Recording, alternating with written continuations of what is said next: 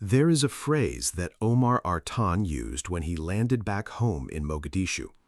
He had just flown from Miami, where he had spent 11 hours in an airport corridor being questioned before being determined inadmissible and put on a return flight. His World Cup was over before it began. He had the right papers, he had the right visa, he was Africa's referee of the year. He had been selected from the entire global pool of officials as one of 52 trusted to manage matches at the biggest sporting event on earth. And when he landed back in Somalia, he said something that carries more weight than any press release or institutional statement that has been issued around this tournament. He said, "What happened has happened, and it was fate." And then he said, quietly, "I promise you, God willing, that I will attend the next one." That sentence, the composure in it, the forward-looking hope it contains from a man who had every right to feel only loss, it arrived on the opening day of the 2026 World Cup, alongside news that the Iraqi striker Ayman Hussein had been held for 7 hours of questioning at an American airport, his phone inspected, his journey delayed, before eventually being allowed through. That a team photographer traveling with the Iraq delegation was not allowed through at all. That teachers' unions in Mexico City were blocking roads near the Azteca on the morning of the opening ceremony. That FIFA had still not publicly commented on Iran's accusation that its supporter ticket allocation had been revoked.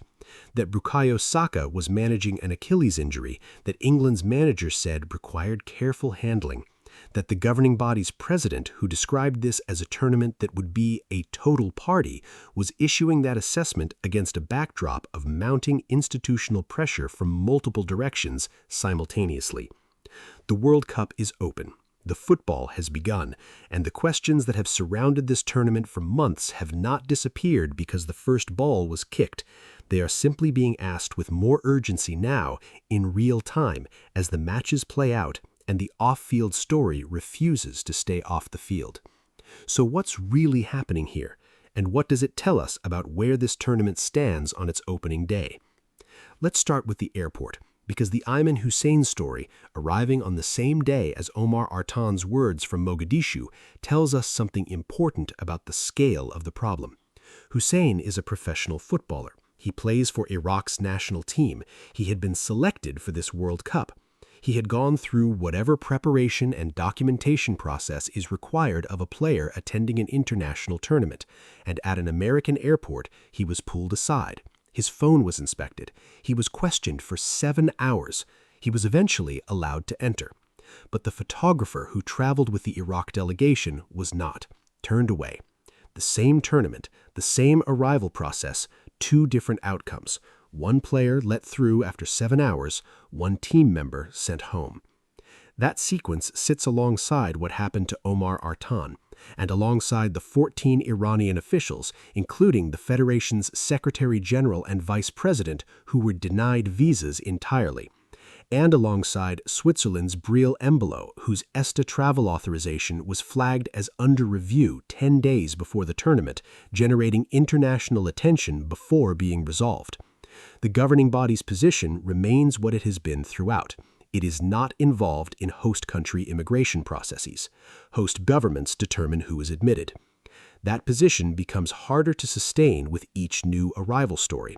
Not because it is factually incorrect, FIFA genuinely cannot override a sovereign nation's border decisions, but because FIFA accepted the hosting arrangement knowing that this situation was possible. It had years to negotiate binding guarantees that would protect the ability of all participants to travel freely. Delegations from multiple nations, lawyers, and football governance experts have all made this point. The governing body chose not to secure those guarantees, and when the consequences arrived in the form of a referee's 11 hours in a corridor, a striker's 7 hours of phone inspection, a photographer turned away, the institutional response has been to note that it was someone else's decision. Artan said it was fate. FIFA said it was the host government. Neither answer is adequate for the family in Somalia watching a man who worked his entire career for one moment and had that moment taken from him at an airport on a Monday morning. Now here's where things get more complex, because the airport situation, as significant as it is one thread in a day that has layered story upon story in a way that no single script can fully contain. In Mexico City, the opening ceremony was preceded by demonstrations from the country's largest teachers' union, tens of thousands of members who have been on strike for weeks over salary and pension disputes, and who chose the morning of the World Cup opener to stage a demonstration that blocked roads around the stadium. 15,000 security personnel were deployed across the city. National Guard officers with assault rifles were positioned near the venue. The president of Mexico publicly reassured that the game would go ahead. It did. The match was played. The ceremony happened. But the image of security forces surrounding a football stadium on the opening day of a World Cup in a city where the roads were being blocked by teachers who hadn't been paid what they were owed, that image carries its own kind of weight. Football at this scale arrives in cities that have their own lives, their own struggles, their own unresolved conversations. The World Cup doesn't pause those conversations, it sometimes amplifies them. What do you remember about the last time a major tournament arrived in a city that had something to say about it? In South Africa in 2010, the vuvuzelas and the color and the noise overwhelmed the skepticism that preceded it. The football found its own rhythm. That is the nature of this competition. It has an extraordinary capacity to become the thing people talk about, regardless of what was being said before it began. But the 2026 situation is different in a specific way that deserves to be understood. In 2010, the concerns surrounding the tournament were primarily logistical: infrastructure, transport, security capacity. Real concerns, but ones that the host nation could and did address through sustained effort and investment. The concerns surrounding 2026 are structural. They involve the governing body's commercial model, the visa architecture of the primary host country, the formal legal investigations underway in 3 American jurisdictions, the formal complaint filed by supporter organizations with competition authorities accusing FIFA of monopoly abuse. These are concerns that do not resolve themselves when the opening ceremony goes well. Here is the bigger issue. FIFA's president described this as a total party. That phrase tells you everything about the gap between the institutional framing of this tournament and the experience of the people it has affected most directly. A total party is not what Omar Artan experienced at Miami International Airport. It is not what Ayman Hussein's photographer experienced when they were turned away from the delegation that had brought them. It is not what the supporters from Senegal and Haiti and Ivory Coast experienced when they looked at the travel restrictions affecting their ability to follow their national teams. It is not what the father in Alabama experienced when he looked at the price of taking 4 children to a group stage match in his own country.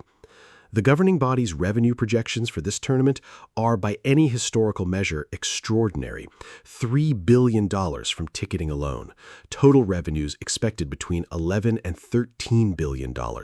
Those numbers are real, and they reflect the scale of what the World Cup as a commercial property has become. But revenue projections and the quality of the experience the tournament provides to the people it is supposed to celebrate are not the same measure of success. And by the second measure, by the measure of what it has felt like to try to attend this World Cup, to try to travel to it, to try to follow a national team through it, the evidence accumulated over the months of its preparation has been persistently and specifically troubling. The legal proceedings that are now underway in New York, New Jersey, and California will continue beyond the tournament. State attorneys general do not issue formal subpoenas and then abandon them because the football has started. The formal complaint filed by supporter organizations with competition authorities will be processed through whatever timeline that process requires. The 14 Iranian officials without visas to attend their team's matches will not receive those visas because the group stage has begun. Omar Artan will not referee a match at this World Cup because the tournament is underway. The structural failures that produced these outcomes are not resolved by the opening ceremony. What can the football do? That is the honest question, and the honest answer is quite a lot and also not enough. Quite a lot because the football is genuinely extraordinary at this level, and the moments that define a World Cup have a way of absorbing everything else into themselves. When Argentina beat France in the final in Qatar in 2022, in what many regard as the greatest match in the competition's history, the debate about the host nation's record on workers' rights did not disappear, but it was not what people talked about the next morning. They talked about Mbappe's hat trick and Messi's tears and the penalty shootout. The football is more powerful than the context at the moments of highest intensity. But also not enough, because the structural failures of this tournament are not the kind that one extraordinary match resolves.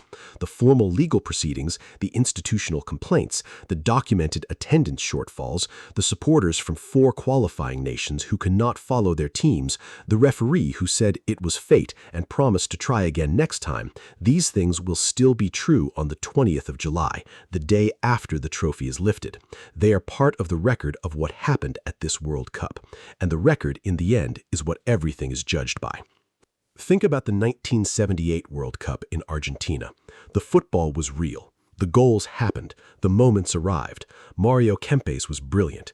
Argentina won in their own stadium. The tournament happened. And for decades, the record of what surrounded it, the military junta, the disappeared, the prisoners in detention facilities near the stadiums, has been part of what people know about that tournament. The football doesn't erase the record. It sits alongside it. Sometimes the football dominates the memory. Sometimes the context does. The balance between them is decided by history, not by the governing body's promotional language. The 2026 World Cup has a tournament record that is being written in real time. It includes Omar Artan's words from Mogadishu. It includes Ayman Hussein's 7 hours of questioning. It includes the formal legal complaints, the canceled fan festivals, the hotel rooms that aren't filled, the teachers blocking roads on opening morning, and the governing body's statement that it is not responsible for host country immigration processes. It also includes the Azteca tonight, 83,000 people. The 3rd time in history that stadium has hosted a World Cup opener. The football that matters to the players, who prepared for this moment for 4 years and who will give it everything they have regardless of everything that surrounds it. And the Zocalo, where tens of thousands of Mexico City residents are watching together for free because their city decided that's what hosting the world actually means. Both things are true simultaneously. That is the honest account of where this tournament stands on its opening day. If you found this worth your time, a like helps more than you think. Subscribe if you want more of this kind of football conversation, and tell me what you think below. I read everything.